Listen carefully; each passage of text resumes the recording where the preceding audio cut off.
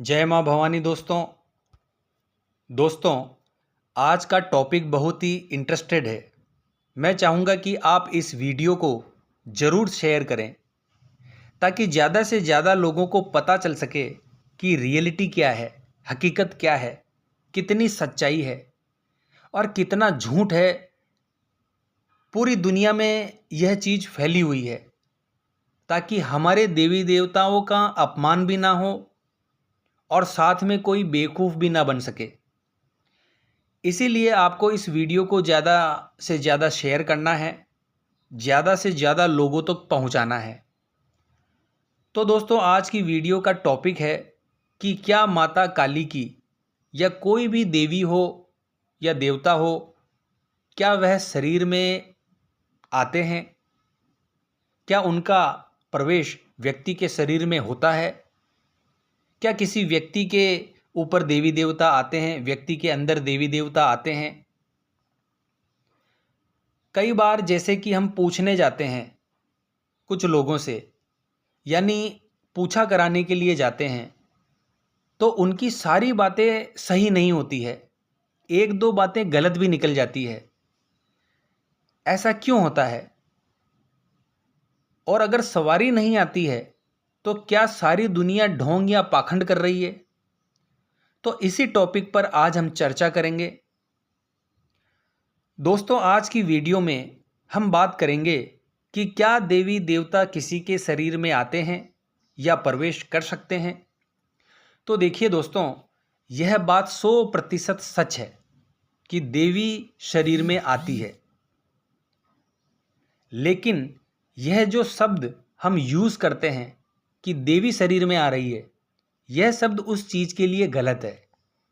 क्योंकि दोस्तों उनकी ऊर्जा का एक अंश मात्र हमारे शरीर में प्रकट होता है, उनके जप के द्वारा, उनकी साधना के द्वारा। जब हम उनसे बहुत प्रेम करते हैं तो मैंने इस टॉपिक में माता काली के ही नाम को यूज़ किया। इसका कारण है दोस्तों, क्योंकि इस देश में सबसे ज़्यादा माता काली की ही सवारी व्यक्तियों में आती है।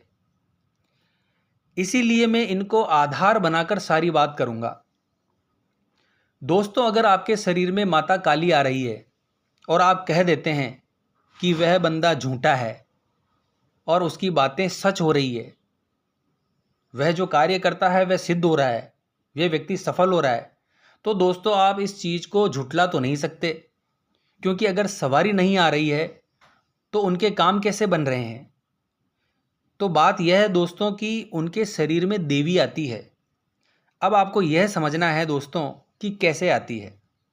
जब आप देवी से प्रेम करते हैं, उनका स्वरूप आपको बहुत ही अच्छा लगता है, आपने उनकी साधना की, उनकी चालीसा पढ़ी, बहुत सारी स्तुतियाँ आप उनकी करते हैं, आप उन्हें बहुत सारा प्रेम करते हैं, बहुत पूजा करते हैं, माँ के चरणों में आप पड़े रहे, बहुत प्यार किया माँ से, कि हम जानते हैं कि माँ तेरा स्वरूप गुस्से वाला है, पर माँ मैं तेरे पैरों में पड़ा रहना चाहता हूँ, माँ मैं तेरे गले लगना चाहता हूँ, माँ मैं तेरे पास बैठना चाहता हूँ, मैं तेरे सीने से लगकर रोना चाहता हूँ। इस तरह से एक बालक की तरह आपके अंदर भाव प्रकट होते हैं देवी को लेकर के, माता काली को लेकर के। तो उसके बाद जब आपके प्यार से उनका दिल पिघलता है और उनकी ममता जब आप पर बरसती है, तो वह अपनी ऊर्जा का एक अंश आपको प्रदान करती है। ठीक वैसे ही जैसे एक माँ अपने बच्चे को दूध पिलाती है, तो उस समय जो माँ का अंश होता है, हालांकि दोस्तों वह बच्चा माँ का ही अंश है, लेकिन उस समय भी जब वह उसको अपना दूध पिला रही होती है, तो वह एक ऊर्जा उस बच्चे को प्रदान कर रही होती है। तो उस समय उस माँ के अंश उस बच्चे के अंदर जाते हैं।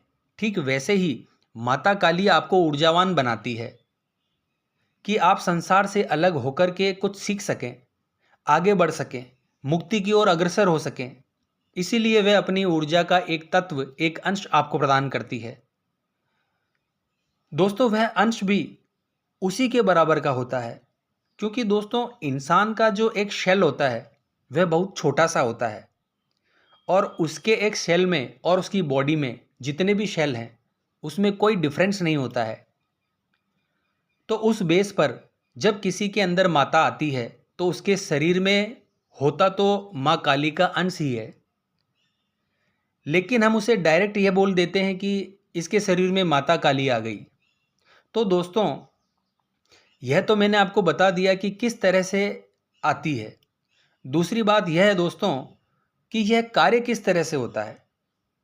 तो दोस्तों आपके मस्तिष्क को पता है, आपके दिमाग को यह चीज़ पता है कि जिनकी आप पूजा करते हो उनका आचरण कैसा है, उनका व्यवहार कैसा है, और हमारा शरीर वैसे ही रिएक्ट करता है। जैसी भावनाओं की हमारे शरीर के अंदर मेजॉरिटी होती है, मतलब है दोस्तों जिस तरह की भावना हमारे शरीर में बढ़ेगी उस तरीके से हमारा शरीर रिएक्ट करता है। सपोज कीजिए दोस्तों आपको किसी ने गाली दी तो आपके अंदर भावनाएं होगी बहुत क्रोध वाली, तो उसी प्रकार से आपका शरीर रिएक्ट करेगा। आपकी आंखें मोटी हो जाएगी, आपकी नसें खड़ी हो जाएगी, आपका चेहरा लाल हो जाएगा गुस्से से। तो इस प्रकार से आपके अंदर भावनाएं आई और पूरे तन बदन में यह सारे बदलाव होने लगते हैं। ठीक इसी तरीके से जब आप उनकी पूजा पाठ करते हो, क्योंकि दोस्तों वह जो ऊर्जा है वह एक अलग ऊर्जा है, वह एक दिव्य शक्ति की ऊर्जा है, एक अंश है। तो जब हम लगातार पूजा पाठ करते हैं, मंत्रों का जाप करते हैं, तो व्यक्ति का जो अंश होता है उसमें ऊर्जा की वृद्धि होती है, और जब उनकी ऊर्जा हमारे शरीर के अंदर बैठी हुई ऊर्जा से, जब उनके अंश की ऊर्जा हमारी ऊर्जा का जो अंश होता है उसमें मिल जाती है, तब हमारे अंदर भाव आता है। अब उनकी ऊर्जा का जो अंश है वह हमारी ऊर्जा से कैसे मिलता है और कैसे बढ़ता है, यह जब होता है जब आप रेगुलर उनके मंत्र का जाप करते हो या उनकी साधना करते हो, या फिर आप उनसे प्रार्थना करो कि हे माँ मुझे आपकी ज़रूरत है, मुझे आपकी सहायता चाहिए, मुझे आपकी मदद चाहिए। तो वह आपके अंश में जागृति प्रदान करती है और उसकी जो ऊर्जा है उसको बढ़ा देती है। तो जैसे ही ऊर्जा बढ़ेगी आपके शरीर में उनका भाव आ जाएगा। यह ज़रूरत के हिसाब से होता है दोस्तों, वह सब आपकी प्रार्थना के हिसाब से होता है। उनकी ऊर्जा कब बढ़ेगी कब घटेगी यह उनकी मर्जी से होता है। तो आप जब निरंतर साधना मंत्र जाप करते रहेंगे, प्रयास करते रहेंगे, तो उनकी ऊर्जा भी बढ़ती रहेगी। तो जब भी आप उनसे प्रार्थना करते हैं कि हे माँ मुझे आपकी आवश्यकता है, आपकी ज़रूरत है, मैं अभी आपका जप नहीं कर सकता पर मुझे आपकी सहायता चाहिए, मैं आपसे बात करना चाहता हूँ या किसी व्यक्ति की मदद करना चाहता हूँ, तब भी वह एक आशीर्वाद के रूप में ही आपको ऊर्जा प्रदान करती है और आपके शरीर में भाव आता है। तो यह चीज़ होती है दोस्तों किसी के ऊपर सवारी आना, किसी के ऊपर भाव आना। उसके बाद में जिस व्यक्ति पर वह ऊर्जा कार्य कर रही है जो माता काली की है, जब उनका अंश एक्टिव होकर उस व्यक्ति के शरीर में बात कर रहा होता है, तो फिर सीधी सी बात है दोस्तों वह एक शक्ति का अंश है, और शक्ति का अंश आपको सब कुछ बता सकता है। लेकिन दोस्तों किसी भी प्रकार की ऊर्जा हो उसका एक दायरा होता है, एक लिमिट होती है, क्योंकि अगर वह पूर्णतया से जागृत हो जाए तो वह शरीर में नहीं रह सकती, क्योंकि शरीर की उतनी कैपेसिटी ही नहीं होती। इसीलिए वह केवल एक अंश मात्र ही आपको प्रदान करती है, और उस अंश की जितनी लिमिट होगी उतनी ही लिमिट में वह कार्य कर सकता है। तो उस अंश की जितनी जागृति होती है, जितना जाप मंत्र साधना होती है, उस हिसाब से जो दो चार बातें आप उस व्यक्ति से पूछते हो तो वह बता देता है। लेकिन अगर सामने वाली चीज़ जिसके बारे में हम पूछ रहे हैं वह भी अगर किसी ऊर्जा से बंधी हुई है, और हमने जो जप के द्वारा ऊर्जा अपने अंदर डाली है, जो पूजा पाठ के द्वारा अपने अंदर एनर्जी डाली है, और उस ऊर्जा से सामने वाली एनर्जी ज़्यादा है तो हम उसके बारे में नहीं बता सकते।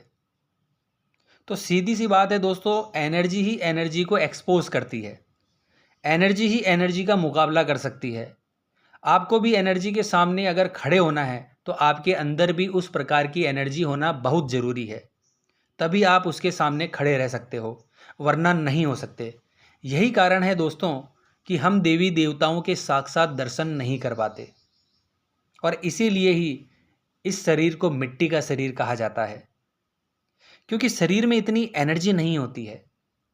शरीर के अंदर जो चीज़ें हैं उनके अंदर एनर्जी होती है, जैसे हमारा ब्लड हो गया, हमारी सांसें चल रही हैं, यह सब जो चीज़ है इनमें एनर्जी होती है। शरीर में कोई एनर्जी नहीं होती। शरीर तो इनकी वजह से ही चलता है। जिस दिन इन्होंने काम करना बंद कर दिया उस दिन शरीर खत्म हो जाएगा। तो दोस्तों, ऊर्जा का ही सारा खेल होता है। तो उम्मीद करता हूँ यह चीज़ आपको समझ में आ गई होगी कि देवी किस तरह से शरीर में आती है और किस प्रकार से यह कार्य होता है। तो उम्मीद करता हूँ मैं जो समझाना चाह रहा हूँ आपको, वह आपको समझ में आ गया होगा। तो मिलते हैं नेक्स्ट वीडियो के माध्यम से। जय माँ अम्बे, जय श्री कल्याण।